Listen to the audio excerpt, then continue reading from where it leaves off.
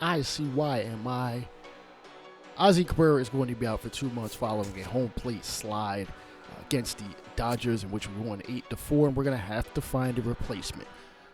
I'm just going to look internally, as Pablo Reyes is on our AAA roster, can field multiple positions, even if his arm isn't strong, and at least is touted as a decent contact bat, even if, again, power is not there. He's played for a couple different teams. He's a vet. He knows what he's got to come in and do.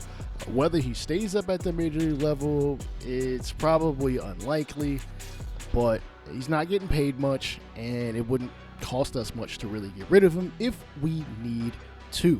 Ozzy Cabrera will be out until right after the trade deadline. We look at Yorby Vivas, who also plays third base. He's 23 years old. Needs to really work on some of the contact. He's got the fielding decently down pat. I could have sworn he was faster than where they have him at. I just don't think he's quite ready, and I don't think I'm really willing to start his clock quite yet. If we get to where somebody else gets hurt that can play similar positions, then we may definitely be calling him up. Though he is hitting pretty well, 6 home runs, 2 doubles, triple, 4 steals.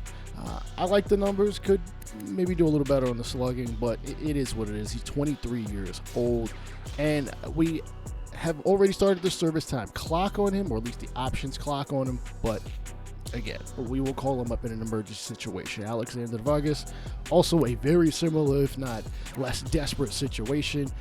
He's hit all right at the AAA level, 236 average.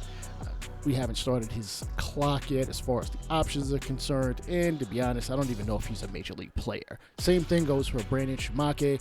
Not much of a hitter. He's basically becoming in as a defensive replacement for any player that we play at second, third, or short.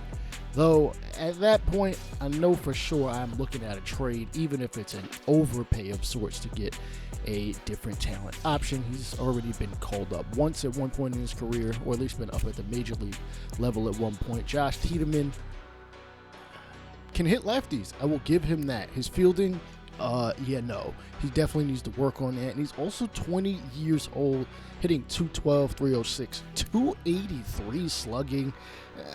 I just hope he's just working on his game.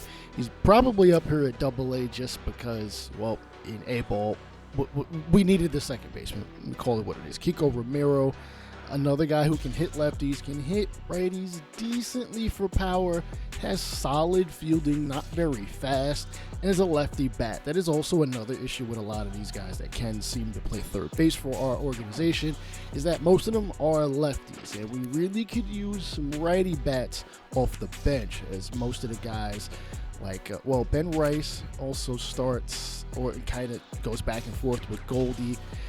We've got Grisham and some other guys. So I could use a righty bat at some point. Reggio suffers from the same lefty problem and too young and not quite ready. Matthews, probably butchered that name. Good fielder. I'll give him that. He's got good speed. His bat is just not ready yet. It's just not quite ready. He needs to work on his game. And of course, George Lombard, who many people have called, probably that next third baseman for the New York Yankees. 1, he doesn't have the third base secondary position. And 2, he's 19 years old. I'm not going to call him up quite yet. Again, unless it is a desperation situation, we will call him up. He's a pretty solid fielder. To be honest, I will more likely to not add the secondary position of third, as he did play it in spring training. And to be honest, him playing third as a secondary is not going to really affect his trajectory anytime soon, except give him another place to play. He's batting .412 since I physically called him up about 3 weeks ago. And to be honest, I like hitting with him. The first game he played, I did get 3 hits with him, so there is that. Speaking of call-ups, I think it might be time to call up Luis Hill back to the Major League roster, as, listen, we need the arm, and we've got some flexibility in the rotation. He didn't play too badly, but you know what? On second thought, let's wait another couple games. He should be back by the second Boston series that we play in the year. I did simulate past the first one, and we'll call Pablo Reyes up to the Major League roster. Whether he starts right away, it's probably not going to happen, as Oswaldo Peraza has an opportunity to really establish himself as a major league talent. Yes, his potential says B, but the bat is just not there, and he hasn't shown it in the 4 years he's been called up in prior opportunities. So, with that being said, we are going to give him the first shot at holding down that third base spot, followed by DJ LeMahieu.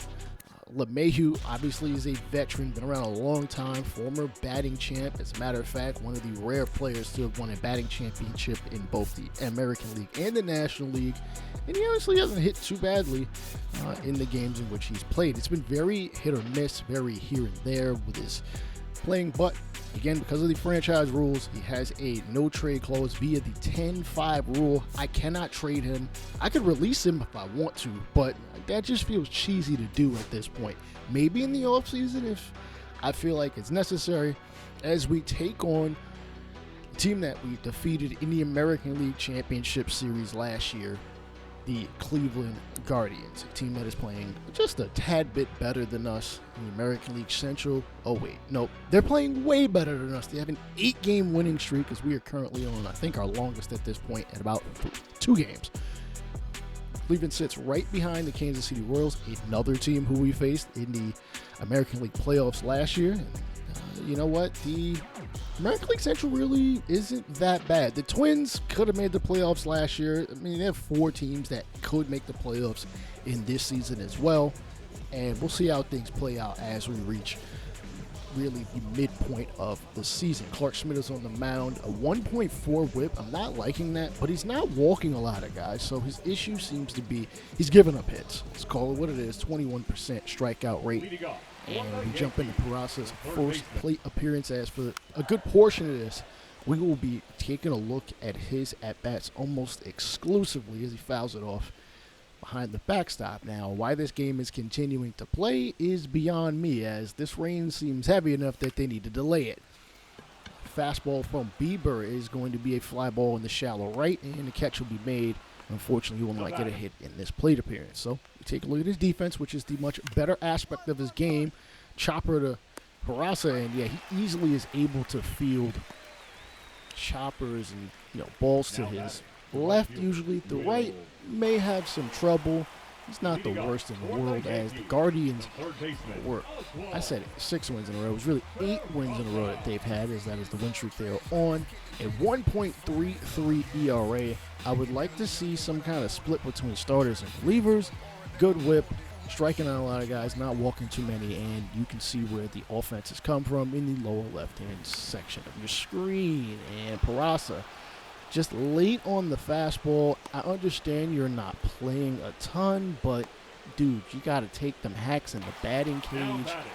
Judge drops a 3-run homer for us, gives us a 3-run lead as we are up by 3 with 2 runners on and nobody out. As again, Peraza just seems to be late on the fastball. None of these are particularly difficult to deal with, and he's able to absorb the pain of a slider hitting him in his backside. That leaves Jazz Chisholm, who's up to 253 average so far. A bit of a far cry from the first month of the season, where he was about 300. As teams start to figure you out, and Chisholm will walk a run home as Dominguez steps to the plate. 1-2 bases loaded, and he unfortunately will strike out on the sinker. Oh man, I wish he could just have put bat on ball. Driving another run. I know we're up by 3, but every run counts, and I'd like to be up by as much as possible. Aaron Judge hitting .330. Chopper to Rocchio. Rocchio to second. Back to first. I forgot the second baseman's name, but it doesn't matter because they turn the double play. Runner at first here in the 8th inning, just trying to get a hit, and he's going to bloop it over Ramirez just inside the foul line and in front of Stephen Kwan for his first hit of the ball game here in the 8th. You ain't King Kong, really don't got nothing on you. Chisholm struggled all season with runners in scoring position, and that has continued as he strikes out. And then Dominguez will get way out in front of a circle change, squandering the 2 runners in front of him, which of course leaves it to the captain to do damn near everything. Unfortunately, he will do nothing as he strikes out to end the 8th. And the Yankees will win 6-5 despite 3 runs scored in the top of the 8th inning. third straight victory for the Yankees. Clark Schmidt picks up win number 6. Bieber takes the L, and Devins hits double digits with the saves. Austin Wells, 3 for 3, 2 long balls and 4 RBIs. He is second on the team in ribbies and quickly looking like really that next, if not good, damn near great Yankee. Speaking of great, Giancarlo Stanton absolutely cooking the leather off the baseball, batting .400 with a near 1,200 OPS with 3 long balls, and scoring 6 times in 30 plate appearances. Mind you, he just came back not that long ago. It's great to see, and I hope he continues at least hitting very well. I'm not expecting MVP Stanton, but All-Star Stanton, good, damn good Stanton, we will gladly take that every single year. And of course, he drops another home run, as well as Bellinger. We up 4-0 in the early going. Peraza floats the cutter into left field, but it'll find Quan's Love, and that'll be the second out. The Guardians, winners of 8 of 10. Of course, they lost the first game of this one, and of course, lost way back about 10 days ago against the Tigers 7-2. Again, Tigers are still going to be in it, though they sit at about 3rd or 4th place.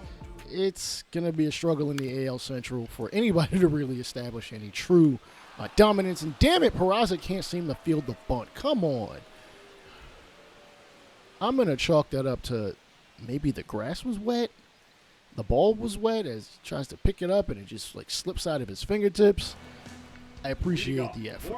Riley Green in a win against the White Sox, which there are going to be a whole lot of wins against that team, collects 5 RBIs. Logan Webb continues to win for the Giants, despite the fact they sit in 3rd place in their NL West.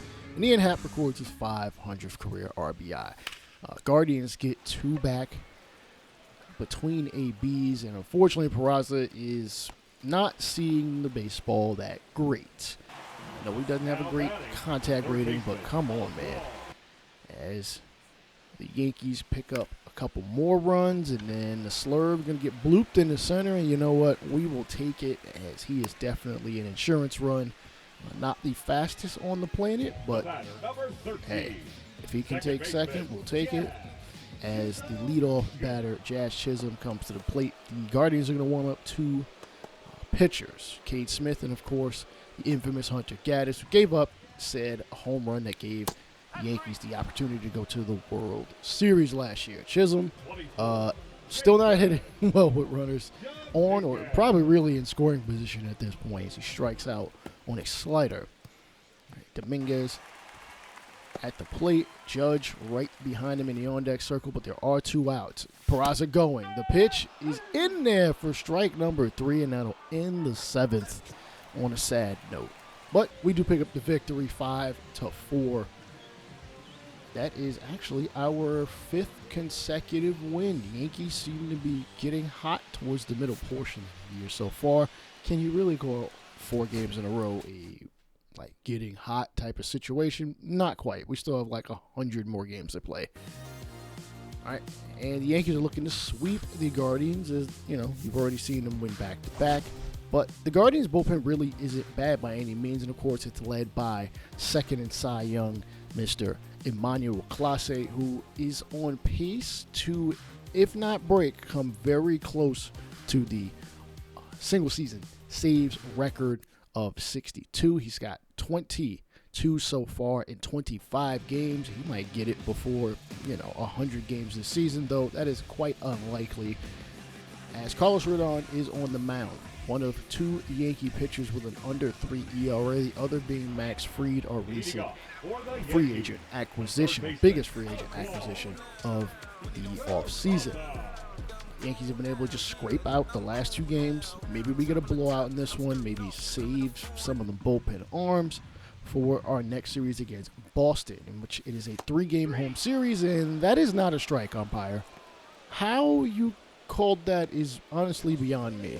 It was raining yesterday. It seemed like you could see just well in the previous game, but swing and a miss as Peraza chases the fastball, and it's just late. And then he takes a sinker, which honestly shouldn't be able to put over the wall, and it's not going to be quite there. A fly out. And why didn't you tag up and go to third? Tag up and go to third. You had plenty of time. The outfielder in right isn't that great. He doesn't have that great of an arm. check swing as the umpire just seems to have something out for us. Dude, let's get it together. Let's get our eyes checked, okay? Fastball, grounded to second, over to first, and unfortunately, Cabrera won't be able to capitalize. Pushing forward, Jazz Chisholm with a solo home run. As here in the 8th inning, we are comfortably up 5-0. As we're just looking to see if Peraza gets a hit. Can't connect on a 97-mile-an-hour fastball. As Peraza definitely kind of beating himself up, thinking he should have been able to get a hit, and of course he is going to strike out yet again. The sweeper nowhere near his bat. His ground ball to Chisholm and back to first, and the Yankees will win off of the double play. As that is 6 wins in a row. I like to see that as we move on to our biggest rival. Carlos Rodon did suffer an elbow sprain, but to be honest, I'm not pulling him from the rotation. I might have went to 15-day IL, but there's really no point. First baseman Tristan Casas against the LA Angels on June 4th. That was 2 days ago. Drives in 3 of the team's 10 runs, but he'll have to face our best pitcher thus far this season in Max Fried. 2.28 ERA, a 1.27 whip, and is probably in the running for the Cy Young in the early 2-month span. Peraza scored 3 times in the last 10 games. He's got about that many hits and swing and miss over the top. A cut fastball from a man with the same first name, Mr. Crawford. And he's going to bounce a cutter over third base. Somehow Devers did not get that. And Peraza will hustle to second. Ben Rice coming around, throw to the plate, is in time. He'll be tagged out there in the 2nd inning. I will change his number probably like 3 episodes from now. Sorry. Alex Bregman and Devers drive in 3 runs, which gives the Red Sox the lead. As Peraza's got it to the Mendoza line. Ooh, that's swing like that is not going to help it go any higher, and he takes the high fastball. Good change of eye level, dotting that fastball low, dotting that fastball high, really taking command of the strike zone. And because of that, he has pitched 7 innings of damn good baseball, giving up 2 runs, 4 hits, a walk, 5 strikeouts. Max Fried, not so successful thus far, but his team is only down by 1, so we're not completely out of it, and Peraza just can't seem to hit. I'm starting to think that playing him might have been a mistake, but I'm going to continue to let him play. Maybe he'll make something of it. As speaking of making something of it, Marcus Stroman has made the very, very awkward offseason not look too bad. 3.66 ERA, not the worst in the world. He's pretty much been average, though that walk rate is good. I'll take it. Yankees jump out to an early 2-1 lead as Connor Wong comes to the plate. Ground ball past Peraza, who makes a kind of effort at it, and it rolls in the left field for a single. Connor Wong been hitting very well so far in the early going. Might possibly make the All-Star team as catcher. Wells is going to have something to say about that. I'll give you that. Abreu, 2-run long ball. Gives them a 3-2 lead. Sweeper way off the plate as Garrett Crochet is rumored to be looking at an extension in the coming weeks. Swing and a miss, and that is a very good reason why. He had a very good strikeout rate last year as a starter. Remember, he was drafted and came up as a reliever. Ground ball right down the third base line. 1 run will score. Dominguez overruns it, and that's going to cause Duran end up with a double. Surprised that wasn't an error as it goes past Peraza and Dominguez. What the hell are you doing, dude? Maybe he just overran it. You know what? It's going to happen. He's going to have to get these out of the way now. So at a later point, these are not routine. Speaking of routine, it's a routine fly ball to left. Oh, Peraza, come on, brother. As Peraza was pinch hit for in the 7th inning, and the Red Sox end up winning with the 1-run lead, 5-4. Aroldis Chapman picking up the save. Abreu, that 2-run shot earlier. Casas also contributes a long ball as we couldn't come up with more than a singular run in the 9th inning. Now, as stated, Peraza's looking to hit for some kind of power. He absolutely needs it. Hell, I would love him just to hit for some kind of contact. It's not looking good. Again, we have some other options that can play the position. It's not like we can't throw maybe Jazz over there at third. He did play very well there in the latter half of the season. Not like we can't play LeMahieu, though he's not the hitter he used to be. He is our best fielder by far in the infield. As Peraza's struggles will continue, and all you can really do is step back in the batter's box and at the opportunities you're given, and oh God, I guess just swing the bat. As he fouls it in the foul territory, as Casas makes the catch. This is looking brutal the more and more we continue to watch him, as Rafi Devers smacks this one up the middle. And runner's going to come around from first to score. It's 3-2. The throw to third, not going to be in time from Wells, as Devers with a bat in his hand is very scary, which really isn't too far from how he's doing in real life. Granted, as I'm recording this, he did hit a home run, so his slump is starting to get better. Both starters go at least 6 innings. Both guys really don't give up that many runs, hence why it is so close at the present moment. As we jump back into it, of course, Peraza at the dish. I said close. Yeah, it's not that close. 8-2. Come on, Peraza, just get a hit as he slaps this one down the third base line. That seems to be about the only place he seems to be getting hits.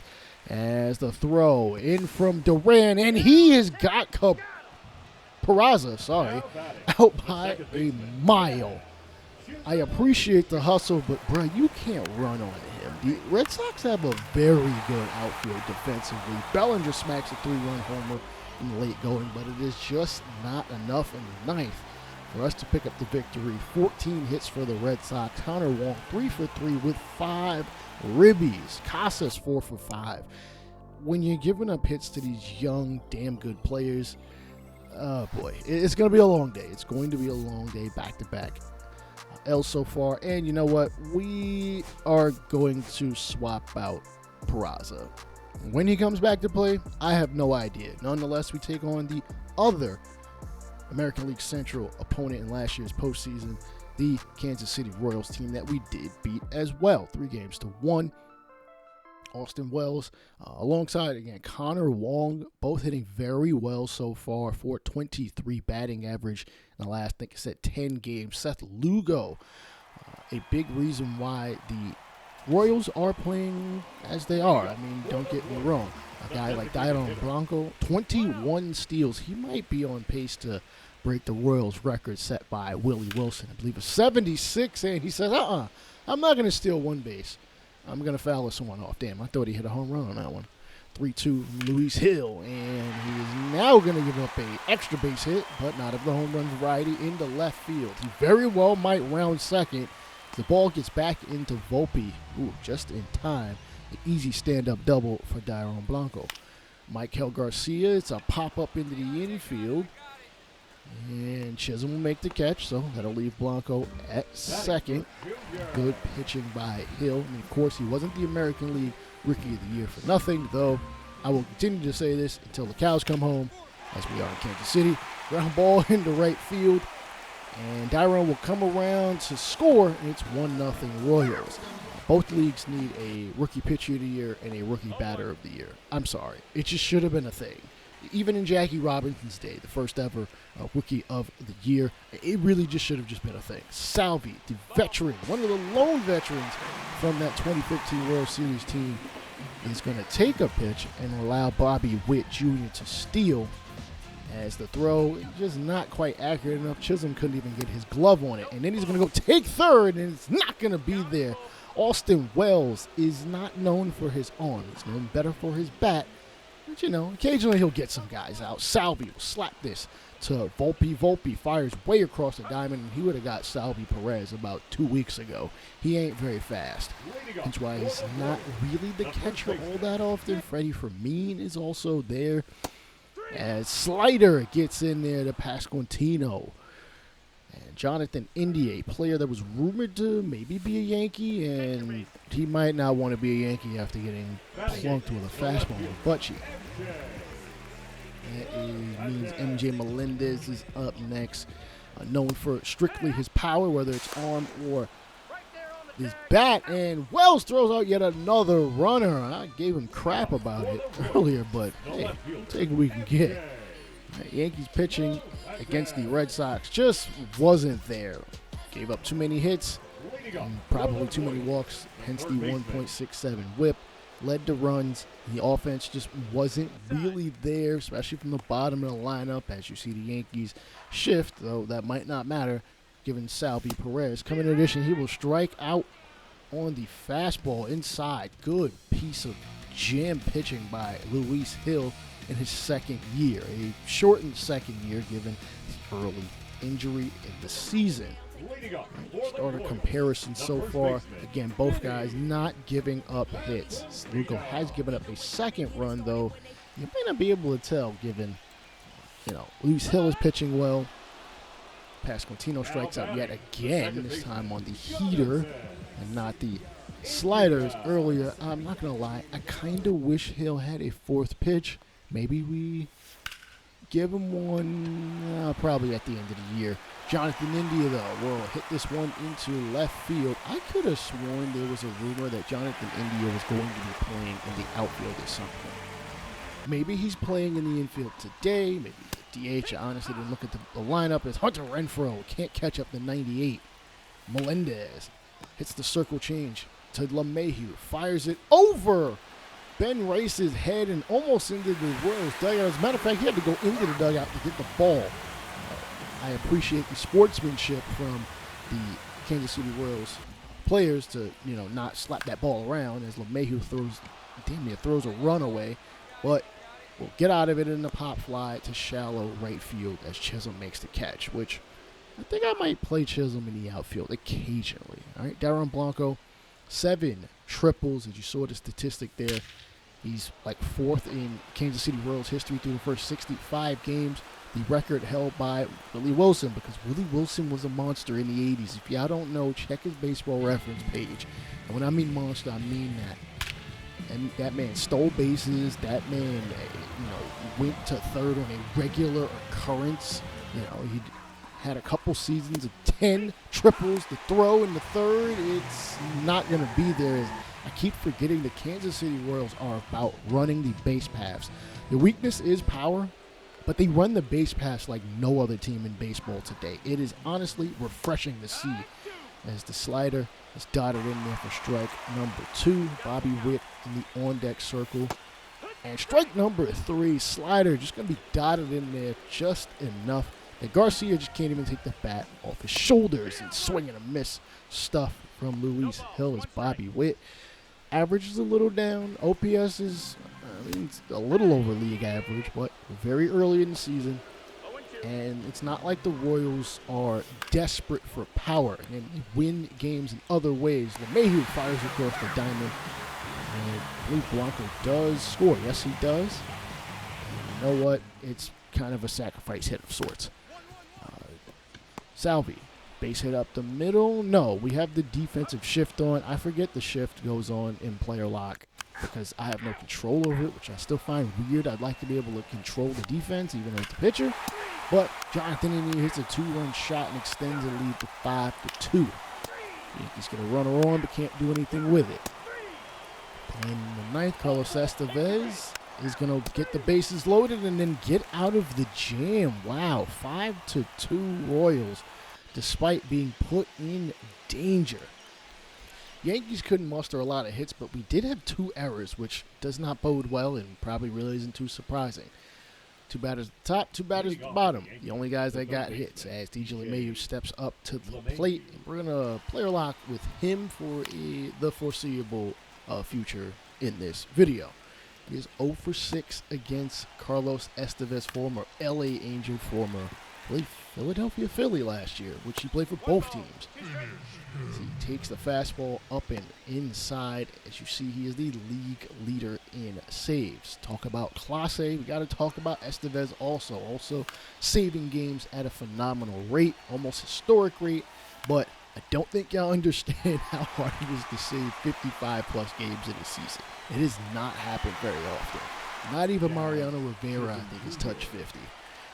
As Jazz Chisholm, second batter in the ninth. Ooh, swing and miss at 97. You tend to forget that Estevez can get those pitches up there as he spits on a circle change, high fastball, connects on it, puts bat on ball, and then takes the fastball, which honestly was below most people's strike zone. You know what?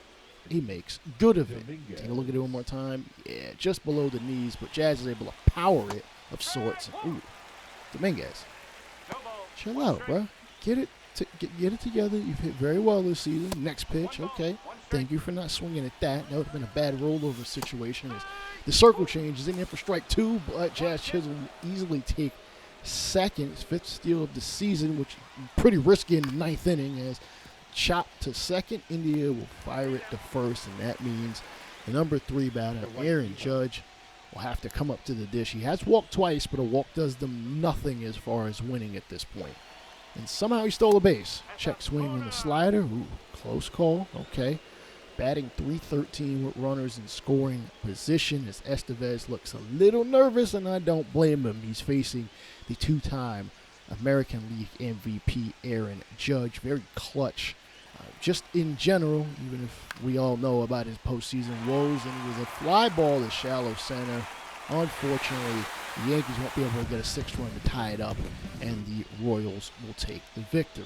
Warren gave up 9 of the 12 hits, so if we maybe went with a bullpen game, we might have had better luck. Second consecutive game with 2 errors. What the hell are we doing out there? Are we even running out there with gloves on defense, or are we just kind of like trying to play it like it's cricket or something?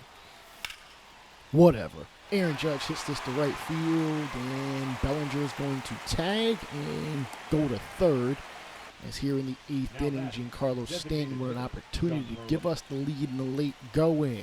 First pitch, high 101-mile-an-hour fastball, and that was not Carlos Estevez. He's standing there in the bullpen. It's Lucas Ursag, 571 with runners in scoring position. And swing and a miss, back-to-back pitches. It's now 1-2. Stanton not really known for his contact swing, really known for blasting the hell out of a baseball. As he's spitting on an inside sinker. And the next one is an inside sinker, this time at about rib cage level, and he's not going to be able to connect with it. And we'll push forward. All right, Luke Weaver coming out here in the 8th, and he's going to give up a base hit up the circle change, which was a little too high in the zone. Salvi might have been looking for the fastball and kind of just said, I'm just going to dump this wherever it goes. Kyle Isbell will come in, pinch hit opportunity. Not really a base stealer, but, I mean, hell, everybody's faster than Salvi, especially if you're running on your hands. Curveball, not going to get the outside corner. Weaver not agreeing with the call, but, you know, we only saw it via facial expression. Ground ball to Chisholm. Chisholm goes to the lead runner. Over back to first, and they're able to get both. Good double play. I mean, I like the double play, trio there. And a swing and a miss is going to get the final batter in the 8th, and here comes Carlos looking to extend it to the 9th, the bottom of the 9th, that is. Freddie Fermin comes in replacing Kyle Isbell from earlier, replacing Perez as a pinch runner. Chisholm did walk and get a stolen base. Ooh, curveball. Pretty happy looking pitch. Most people, even amateurs, would try to swing at that. Slider misses too far inside, and in fact, slider again, thought that was a fastball, misses way upstairs. Couldn't tell because it didn't break very much. And talk about breaking it. Chisholm breaks the spirit of Kansas City Royals and hits it into the bullpen to give the Yankees the lead. Let's go. Don't push Stanton too hard, please. The last thing we need is him falling apart at the strings, the thread. As India, that's not your fault. You didn't tell your pitcher to throw that, okay? That was Estevez. He hung the circle change. Maybe he wanted it lower. Maybe he wanted it higher. I would assume lower, as that is usually a ground ball pitch. And Devin Williams comes in and gets the strikeout on a check swing screwball. You can call it controversial if you want. It doesn't matter. We end up getting the victory anyhow. 3-2. Weaver picks up the dub. Estevez gets a loss. Devin Williams picks up save number 12. Trent Grisham, player I don't really talk much about, player of the game. check out the next episode where we take on the Red Sox and the division-leading Baltimore Orioles.